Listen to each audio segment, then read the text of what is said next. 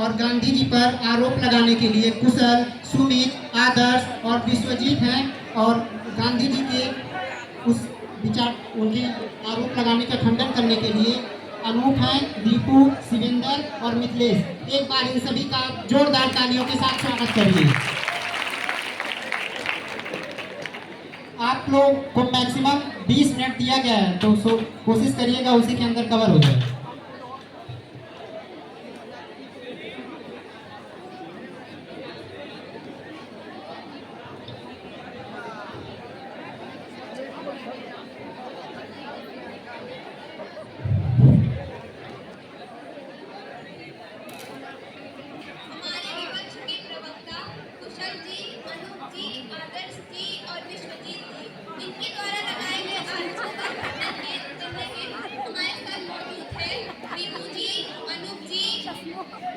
मिथिलेश जी और शिवेंद्र जी, आज इस चर्चा का मुख्य उद्देश्य गांधी जी के सकारात्मक पहलुओं को आपके सम्मुख प्रस्तुत करना है। हमारा उद्देश्य किसी की भावनाओं को ठेस पहुंचाना नहीं है। तो सबसे पहले चर्चा को आगे बढ़ाते हुए मैं आदर्श सिंह से निवेदन करती हूँ कि वे अपने प्रश्न। नैन्सी जी, आपका बहुत बहुत धन्यवाद। आपके सभी दर्शकों को मेरा नमस्कार।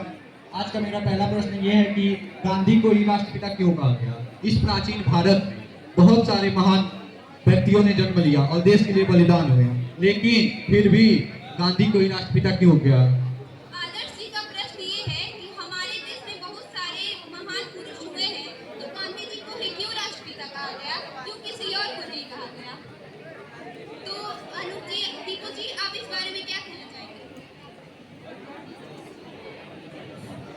सर्वप्रथम श्रोतागण को मेरा नमस्कार। और नैन्सी जी, आपको धन्यवाद क्योंकि आपने आज के शो में मुझे बोलने का अवसर दिया। देखिए, जब बात करते हैं गांधी जी का, सबसे पहले आप गांधी जी के व्यक्तित्व को समझिए। गांधी जी एक ऐसे व्यक्ति थे जो सत्य और अहिंसा के पुजारी थे। और जब हम बात करते हैं गांधी जी का, गांधी जी को समझिए। गांधी जी ऐसे व्यक्तित्व थे जिनकी प्रासंगिकता बहुत दूरगामी थी। वे केवल भारत में ही नहीं, वे बल्कि पूरे विश्व के लोकप्रिय नेता थे। और इसी लोकप्रियता की वजह से 4 जून 1944 को सुभाष चंद्र बोस ने सिंगापुर रेडियो से एक संदेश प्रसारित करते हुए महात्मा गांधी को देश का पिता, राष्ट्रपिता कहकर संबोधित किया। तभी से लोग उन्हें राष्ट्रपिता कहकर बुलाने लगे। इसमें महात्मा गांधी ने थोड़े ना कहा कि मुझे आप राष्ट्रपिता कहकर बुलाओ। ये राष्ट्रपिता कहकर बुलाने का काम सुभाष चंद्र बोस ने कहा। तो इसमें आपको आपत्ति क्या हो सकती है? बहुत बहुत धन्यवाद दीपू जी आपका। मैं अपने प्रवक्ताओं हम गुलशन बोला थी। क्या आप दीपू जी की बात से सहमत हैं? तो मैं अगला प्रश्न कुशल जी आपसे पूछना चाहती हूँ। धन्यवाद नैन्सी जी, आपने हमें अपने शो पर आकर पेपर करने का मौका दिया। मैं आपके चैनल के माध्यम से आपके सभी श्रोताओं का आभार व्यक्त करता हूँ और स्वागत करता हूँ। भगत सिंह एक महान व्यक्तित्व थे। भगत सिंह एक ऐसे व्यक्तित्व थे जिनको आज हर एक युवा पूछता है और भगत सिंह बनना चाहता है। महात्मा गांधी भगत सिंह की लोकप्रियता से चिढ़ते थे। अगर वे चाहते तो महात्मा गांधी अगर चाहते तो भगत सिंह को फांसी पर चढ़ने से रोका जा सकता था, परंतु उन्होंने इरविन समझौते के तहत भगत सिंह की बलि चढ़ा दी। कुशल जी का प्रश्न ये है कि गांधी जी ने अपने फायदे के लिए भगत सिंह को फांसी चढ़वा दी। अगर वो चाहते तो भगत सिंह को वो बचा सकते थे, परंतु उन्होंने ऐसा नहीं किया। शिवेंद्र जी, आप इस बारे में क्या कहना चाहेंगे?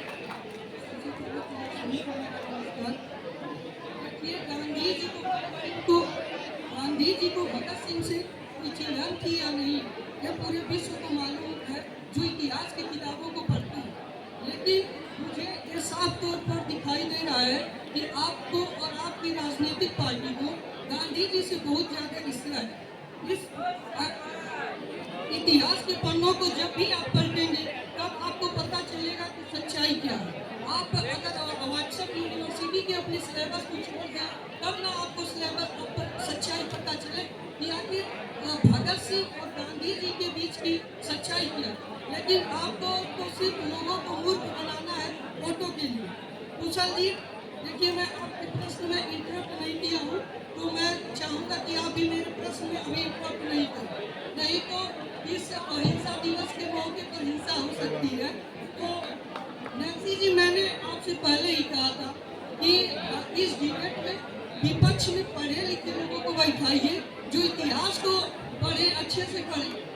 आप यहाँ हम लोगों का अनादर कर रहे हैं। आपके हिसाब से क्या आप ही पढ़े लिखे हैं? जी, कुशल जी, देखिए आपको भैया, मौका मैं दिया आपका जाए। अनादर नहीं कर रहा, लेकिन आपको पूरे इतिहास में अच्छे से समझ कर और पढ़ लिख कर उसको क्वेश्चन करना चाहिए कि आखिर सच्चाई क्या है। शिवेंद्र जी, आप किसी का निंदा नहीं कर सकते हैं। मैं निंदा नहीं कर रहा हूँ, मैं तो सच्चाई बोलता हूँ। अगर उनको पता रहता सच्चाई तो आज ये क्वेश्चन नहीं उठाते। हमको तो लगता है कि तो आपके हिसाब से आप ही केवल इतिहास के ज्ञाता हैं? मेरे हिसाब से आप भी इतिहास के ज्ञाता है, लेकिन आपके सिलेबस व्हाट्सएप यूनिवर्सिटी से आया हुआ है, जो आप उसका अच्छे से आप सीधे सीधे बात किया हुआ बात को क्यों मार रहे मैं हैं? सीधे सीधे आप बात लोग कर रहा हूँ, मर्यादा बनाए बस आप रखिए। सीधे सीधे आंसर नहीं सुनना चाहिए। शिवेंद्र जी, आपका समय समाप्त हो चुका है। नहीं, अभी मेरा समय आप मेरे बातों को घुमा रहे हैं।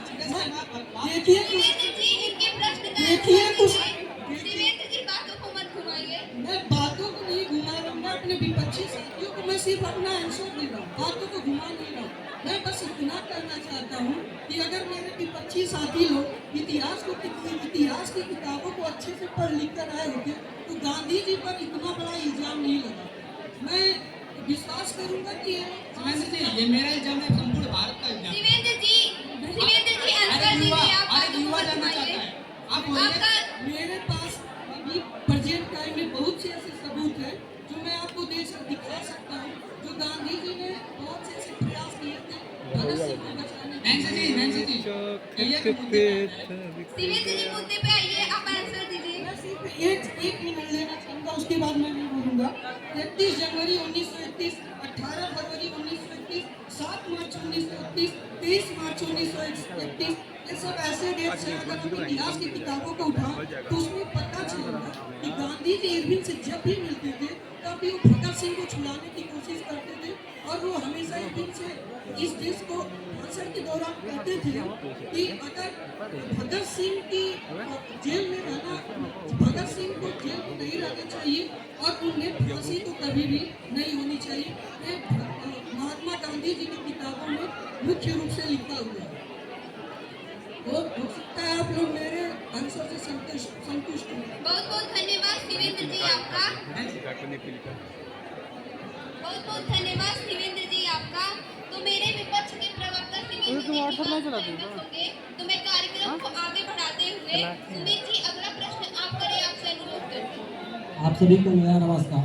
बहुत बहुत धन्यवाद नैन्सी जी, जो आप मुझे अपने शो पर बुलाकर मेरा वाणिज्य विचारों को प्रकट करने का अवसर दिया। तो मैं अपना बात कविता के माध्यम से करना, अपना प्रश्न कविता के माध्यम से करना चाहूँगा। ये रे भारत माता की धरती पर चलता आ रहा रुका नहीं, सन 47 का बंटवारा बापू तुमसे रुका नहीं, सन 47 का बंटवारा बापू तुमसे रुका नहीं। अरे तुमको पापा कहते थे एक साथ नहीं छटने दूंगा, अरे इन चीज कट जाऊंगा प्रदेश नहीं बटने दूंगा। मेरा ये मानना है और मेरा क्या संपूर्ण भारत का ये मानना है कि अगर महात्मा गांधी चाहते तो देश का विभाजन रोक सकते थे, पर उन्होंने ऐसा नहीं किया। सुमित जी का प्रश्न ये है कि गांधी जी ने तो कहा था कि वो रहेंगे तो बंटवारा नहीं होने देंगे, परंतु उनके होते हुए भी बंटवारा हुआ। अनुप जी, आप क्या कहना चाहेंगे इस बारे में? सबसे पहले तो आप सभी को मेरा सादर प्रणाम।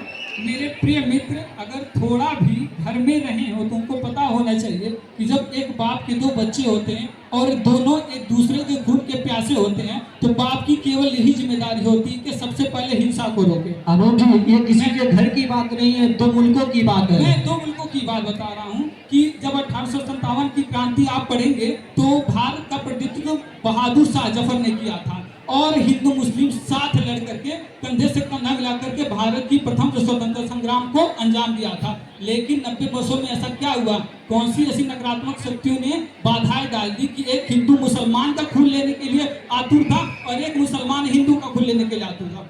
आप लोग ही बताइए, आप अपनी स्वेच्छा से दिल पे हाथ रख के बताइएगा कि जब दो भाई आपस में रहना ही नहीं चाहते हैं तो एक बाप बेचारा क्या कर सकता है। मैं आपको गांधी जी का बता देता हूं कि उस समय गांधी जी के विचारों को सुनने वाला कोई नहीं मौजूद था। गांधी जी कहा करते थे, अगर बंटवारा हुआ तो मेरे देह को चीर करके बंटवारा होगा। गांधी जी जब नोआखली में, जब भारत में 15 अगस्त मनाया जा रहा था, तब गांधी जी नोआखली में थे और वो उस समय उन हिंदुओं को बचा रहे थे जिनको मुसलमान नोआखली में मार रहे थे। और उसी समय दिल्ली में और बिहार के पूर्वी चंपारण में गांधी जी गए और मुसलमानों पर होने वाली हिंसा के लिए अपील की। और गांधी जी का जो अंतिम अनशन था, जिसके बारे में लोग बहुत सारा कुपोषण करते हैं कि 12 जनवरी 1948 से लेकर 18 जनवरी 1948 का जो भारत जो गांधी जी का अंतिम अनशन था वो इसीलिए था कि भारत और पाकिस्तान दोनों हिंसा को रोके और अपने अपने लोगों के लिए एक समृद्ध राष्ट्र बनाए। धन्यवाद। अनुप जी आप बोले हिंदू मुस्लिम के लिए, मुस्लिम की जात के लिए लेने के लिए कहा और मुस्लिम हिंदू के लिए, तब ये भी कर देना चाहिए कि हिंदू अलग रहे, मुस्लिम अलग रहे। क्यों गांधी जी ऐसा क्यों कहे कि जो हिंदुस्तान में रहना चाहता रहे, जो पाकिस्तान जाना चाहता जाए, संपूर्ण बंटवारा क्यों नहीं करते? आपने मेरी बात को ध्यान से सुना नहीं, ना आपने इतिहास पढ़ा है और ना आपने कभी भी आध्यात्मिकता से जुड़े हुए हैं। आपको पता होना चाहिए भारत हमेशा ही वसुधैव कुटुंबकम के रास्ते पर चलता है। वो कहता है कि पूरा विश्व हमारा देश है, तो वो अपने ही बेटों में कैसे बांट सकता है कि तुम उधर जाओ तुम उधर जाओ। गांधी जी एक समझदार अभिभावक थे। वो कहते थे जिसको लगता है कि विभाजन होना चाहिए, जिसको भारत में सुरक्षा नहीं मिल रही हो पाकिस्तान में जाकर के घुस रहे, और जो हिंदू पाकिस्तान में रहना चाहता है वो पाकिस्तान में रहे, और जो मुसलमान भारत में गर्वपूर्वक रहना चाहता है वो गर्व से रहे। अनुप जी मैं आपसे पूछना चाहूंगा, ये हिंदुस्तान उन वासियों का भी घर था जो पाकिस्तान चले गए, तो क्या आपको कभी कोई कहेगा कि आप अपने घर को या मुल्क को छोड़ करके जहाँ चाहे वहाँ जा सकते हैं, तो क्या आप कभी जाना पसंद करेंगे? आपको पता होना चाहिए ना, भगवान ने कोई भी बॉर्डर नहीं बनाया, तो इंसानों का अपना व्यक्तिगत मत है जो दुनिया को बॉर्डर में बांट चुके हैं। कहीं भी रहने के लिए आपको मानव बनना पड़ेगा, ना कि हिंदू ना मुसलमान। और एक मानव बन जाएंगे तो आपको किसी भी धर्म पर रहने से कोई रोक ही नहीं सकता। धन्यवाद, बहुत बहुत धन्यवाद अनुप जी आपका। मुझे लगता है सुमित जी और हमारे सभी विपक्ष के प्रवक्ता, आप सभी को अपने सवालों का जवाब मिल चुका होगा। तो मैं कार्यक्रम को आगे बढ़ाती हूँ और विश्वजीत जी आपसे अनुरोध करती हूँ कि अगला प्रश्न आप करें। सर्वप्रथम मैं आप सभी को नमस्कार करता हूँ। गांधी जी को नेहरू जी इतने प्रिय थे कि उनको प्रधानमंत्री बनाने के लिए उन्होंने पटेल जी के साथ विश्वासघात कर दिया। जब ये भारत आज़ाद हुआ, ये 562 रियासतों में बटा हुआ था, उस सबको एक किए थे पटेल, फिर भी उनको प्रधानमंत्री नहीं बनाया। अगर वो प्रधानमंत्री बने होते तो इस देश का हुलिया आज कुछ और होता। विश्वजीत जी का प्रश्न ये है कि महात्मा गांधी नेहरू जी का पक्ष लेते थे, उन्होंने उनको प्रधानमंत्री बनाया। अगर उन्होंने पटेल जी को प्रधानमंत्री बनाया होता तो आज भारत की छवि कुछ और होती। मिथिलेश जी इस बारे में आप क्या कहना चाहेंगे? सर्वप्रथम यहाँ सभी बैठे श्रोताओं को मेरा नमस्कार। मैं अपने वरिष्ठ प्रवक्ता विश्वजीत से सहमत नहीं हूँ। ऐसा बिल्कुल नहीं है कि गांधी जी पटेल जी से जलते थे या उनसे कोई ईर्ष्या थी कि उन्हें प्रधानमंत्री नहीं बनाया गया। मुझे लगता है ज्ञान का अभाव है। आप मुझे ये बता दीजिए कि पटेल जी ने खुद कभी कहा था कि मैं प्रधानमंत्री बनना चाहता हूँ? ऐसा कभी नहीं कहा था। लोगों ने उन्हें पहले चुना और लोगों ने ही अपने मत से उन्हें फिर से नेहरू जी को प्रधानमंत्री बनाया। और बात कर रहे हैं जिस आंतरिक चुनाव की, वो आंतरिक चुनाव असल में कांग्रेस का देखा था। हाँ, ये सच है कि महात्मा गांधी नेहरू जी की पैरवी करते थे, लेकिन कांग्रेस ने भी बाद में साफ कर दिया था कि नेहरू ही प्रधानमंत्री बनने वाले हैं। आप कैसे कह सकते हैं कि सबने जो पटेल जी को दबा दिया और उन्हें प्रधानमंत्री नहीं बनने दिया? इसमें महात्मा गांधी जी का कोई हाथ ही नहीं है कि पटेल जी प्रधानमंत्री नहीं बने। यहाँ तक कि जब सरदार पटेल को ये कहा गया था पत्र लिख करके कि ऐसी बात है, तो सरदार पटेल ने खुद कहा था कि मुझे नेहरू जी के नेतृत्व पर कोई शक नहीं है, वो देश को विकास की राह पर ले जाएंगे। और आप मुझे आपकी बात एक सुनिए मेरी बात मुझे इंटरप्ट मत कीजिए। और मुझे ये बात बताइए, मैं सरदार पटेल जी से बहुत प्रभावित हूँ। उन्होंने 562 रियासतों को एक किया था और वो देश के प्रति इतने वफादार थे कि वो जानते थे वो सिर्फ देश में राष्ट्रीय पकड़ उनकी ज़्यादा थी, अंतर्राष्ट्रीय पकड़ में नेहरू उनसे बेहतर थे। और नेहरू उस समय प्रधानमंत्री बनते तो उस समय देश को अंतर्राष्ट्रीय मसलों में सूझबूझ होनी जरूरी थी, जो कि पटेल खुद जानते थे कि मुझे अंतर्राष्ट्रीय मसलों में सूझबूझ कम है नेहरू जी से। तो आप कैसे कह सकते हैं कि उनकी इच्छाओं को दबाया गया था? और बात रही, कोई आसान काम नहीं है। मैं समझता हूँ आपकी बात को, आपकी जिज्ञासा को समझता हूँ विश्वजीत जी, लेकिन गांधी जी ने कहा था एक बार कि पटेल जी और नेहरू जी एक गाड़ी के दो पहिए के समान हैं जो देश को विकास के रास्ते पे ले जाएंगे। तो गांधी जी भी इस मामले में इनका कोई हाथ नहीं था।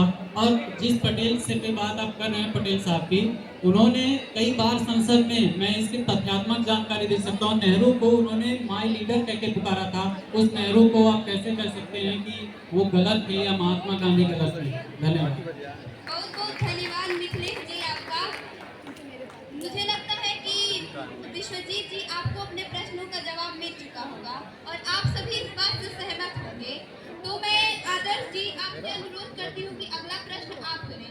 मैं विपक्षी लोगों से पूछता हूँ, गांधी ने सुभाष चंद्र बोस जैसे सर्वोच्च नेता को देश में भटकने एवं कांग्रेस अध्यक्षा पद सीट छोड़ने के लिए मजबूर क्यों किया? इसका जवाब मुझे अनूप जी से चाहिए। बहुत इन्होंने हमारे प्रवक्ता को सुनाया, मैं चाहता हूँ इसका अच्छी तरह से जवाब दें। अनुप जी आप ही दीजिए इसका जवाब।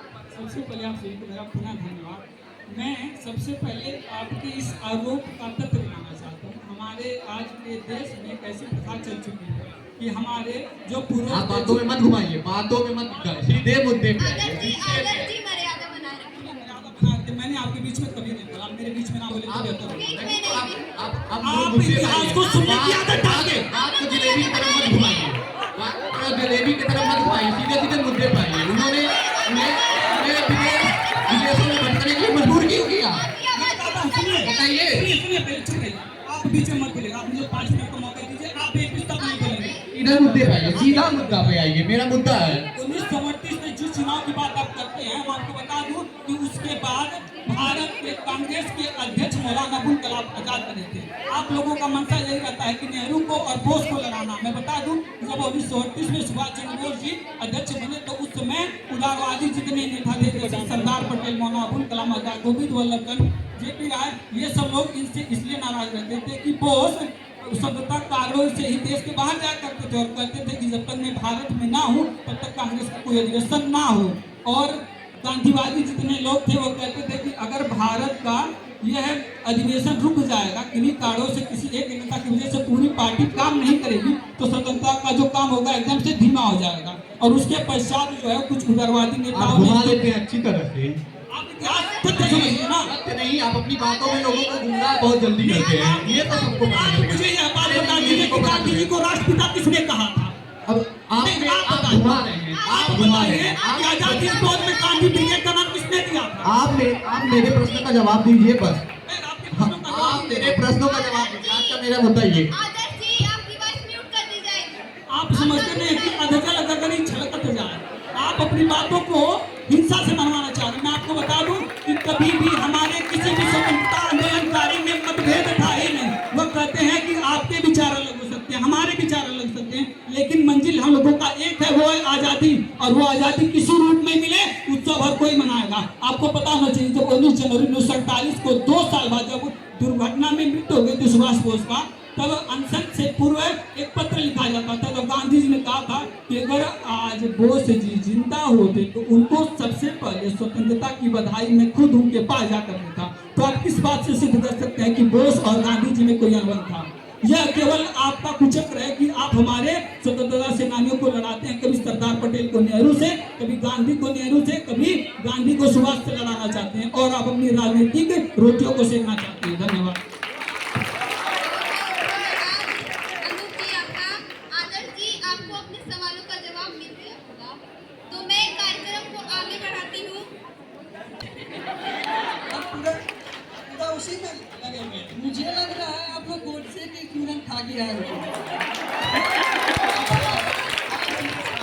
नहीं, आप जैसे आप लोग आपस में लड़ाई ना आज का करें। जो दौर है वो गांधी नहीं गोडसे का ही दौर है। आप कोई एक प्रूफ दीजिए, आज का दौर गांधी का दौर नहीं, कोई एक प्रूफ दीजिए मुझे। सुनिए मेरी सवाल। मैं हर शिवेंद्र जी, कैसे दे सकता हूँ जिसका आज शिवेंद्र का दौर जी गांधी का आपको दौर। मौका दिया जाएगा। आप समाज में घूमते नहीं। मैं समझ लगता है आप समाज में रहे ही नहीं, मुझसे पहले आप समाज में नहीं रहे। मैं समाज से गाँव से आकर कुशल जी आप अपना प्रश्न करें। पहले सुनिए तो विपक्षी लोग मेरे प्रश्न को कम ना सुनाए, सुनना ही नहीं चाह रहे हैं। बार बार उपवास के दम पर किसी को झुकाना, ये भी एक प्रकार का हिंसा है। खुद को अहिंसा के पुजारी बताने वाले महात्मा गांधी, खुद को अहिंसा के पुजारी बताने वाले महात्मा गांधी स्वयं ही अपनी हाथों अपनी बकरी को मारा, जब काल पर गया तो उनका अहिंसा। कुशल जी का प्रश्न ये है कि गांधी जी खुद को अहिंसा का पुजारी बताने वाले थे, तो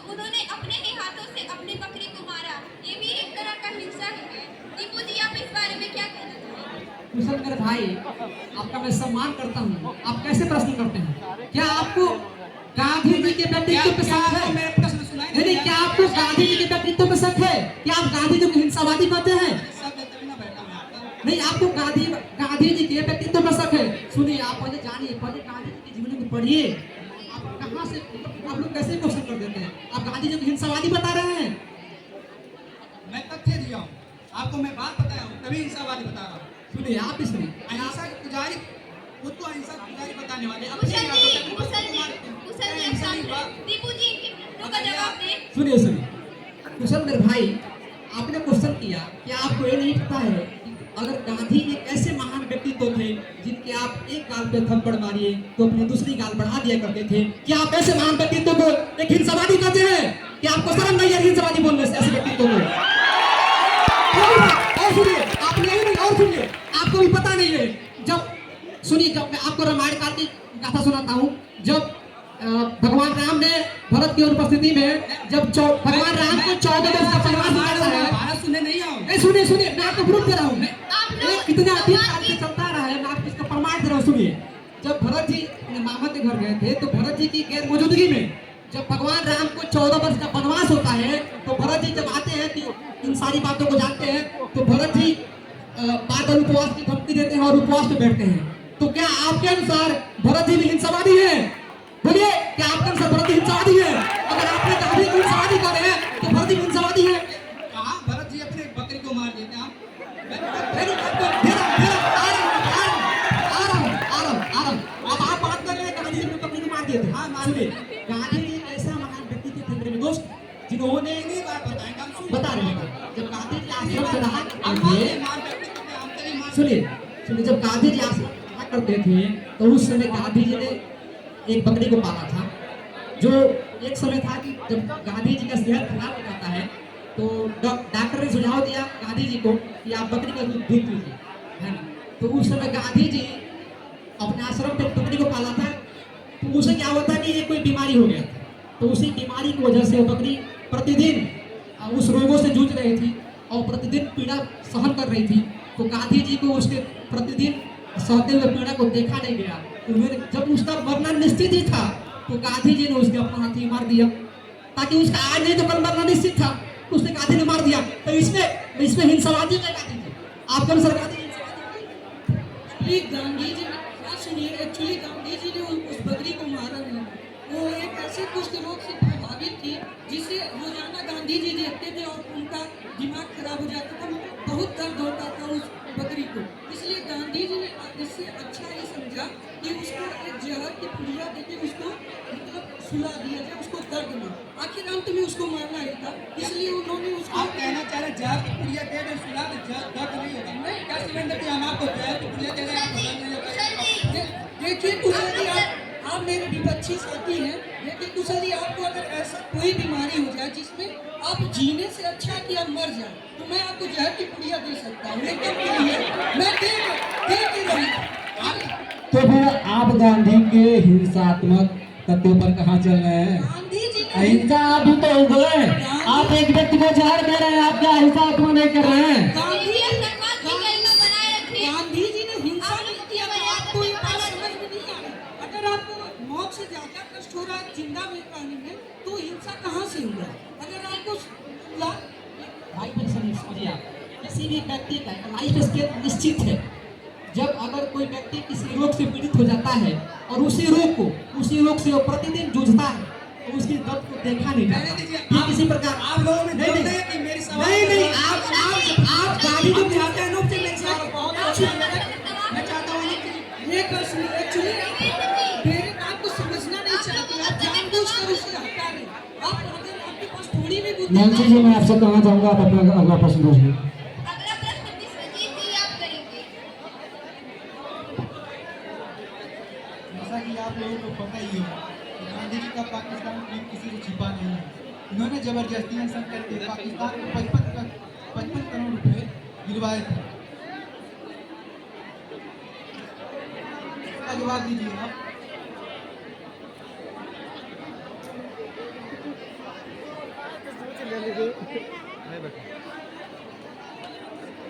प्रथम मैं ये कहना चाहूँगा हमारे विपक्षी को कि जब पिछली बार उन्होंने गांधी जी पे सवाल उठाया और उनकी अज्ञानता पर भी मैं चुप रहा, लेकिन इस बार मैं चुप नहीं रहूंगा कि मैं ये साफ कह देना चाहता हूँ कि आप इतिहास पढ़ के नहीं आए थे। क्या करते हैं आप? गलत इतिहास कहाँ से पढ़ के लाते हैं? आपकी व्हाट्सएप में उसकी ज्यादा नहीं बढ़ गई है। अब ये बताइए, जब 1947 में पार्टीशन हुआ था इंडिया और पाकिस्तान का, उसी समय तय हो गया था कि भारत सरकार पाकिस्तान को 75 करोड़ रुपए देगी, जिसमें से 20 करोड़ दिए जा चुके थे। जब पाकिस्तान वो 55 करोड़ मांग रही थी तो उसे कैसे देकर ना देकर मुकर जाया जाए, कैसे उसे मुकरा जा सकता था? और जिस आदमी की सब लोग अहिंसा और धर्म के पुजारी मानते हैं, जिस आदमी को, और जिसने ऐसा किया है जीवन भर, वो कैसे मुकर सकता है इस बात से? कैसे वो बेईमानी कर सकते हैं अपने दूसरे बेटे से? आप मुझे इस बात का जवाब दीजिए। तो गांधी जी का ये मतलब कभी नहीं था। गांधी जी का ये मतलब नहीं था। अगर कोई हिंसात्मक है तो अपनी जगह पे है, लेकिन अगर कोई उसका हक है तो उस हक को उसे मिलना चाहिए। हिंसा अपनी जगह पे है। गांधी जी का ये हमेशा मत था। सबसे मैं पहले आपसे कहना चाहूंगा कि अगर एक परिवार से 2 बेटों को विदा किया जा रहा है तो एक बेटों को पैसे देकर के घर से बाहर निकाला जाएगा। इस पर आपका क्या राय है? नहीं, ऐसा बिल्कुल नहीं है। ये देश का मामला है। मैं अपने प्यारे मित्र से कहना चाहता हूं कि आप अंतर्राष्ट्रीय नियमों को शायद नहीं जानते। उस समय जब गवर्नमेंट ऑफ इंडिया एक्ट 1935 बना था तो माउंटबेटन ने कहा था कि जब तक कोई भी राष्ट्रीय बैंक नहीं बन जाता तब तक दोनों देशों का बैंक रिजर्व बैंक काम करेगा। और उस समय भारतीय कोष में 400 करोड़ रुपए थे, जिसमें से 325 करोड़ भारत के थे और 75 करोड़ पाकिस्तान को देने थे। जब जिन्ना को अपने 55 करोड़ नहीं मिले तो बार बार कह रहा था कि मैं अंतर्राष्ट्रीय दरवाजा खटखटाऊंगा। आप अपने आत्मा से बताइए, अगर अंतर्राष्ट्रीय पटल पर भारत को यूएन के दुर्दशा के कारण और बेइज्जती के कारण पाकिस्तान को शर्म से झुक करके 55 करोड़ रुपए देने पड़ते तो भारतीय नेताओं की दशा क्या होती?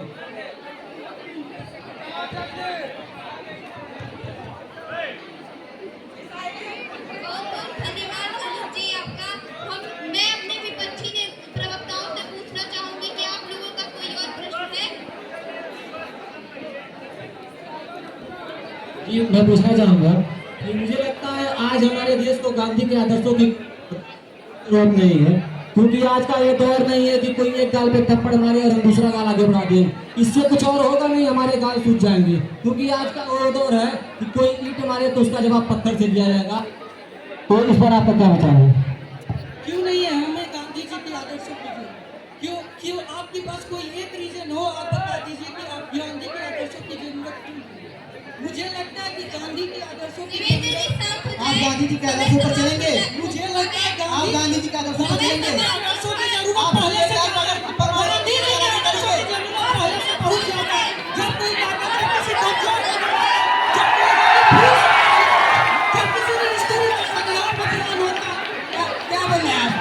गांधी जी के आदर्शों पर हमारे किसानों ने किसी रिश्ते में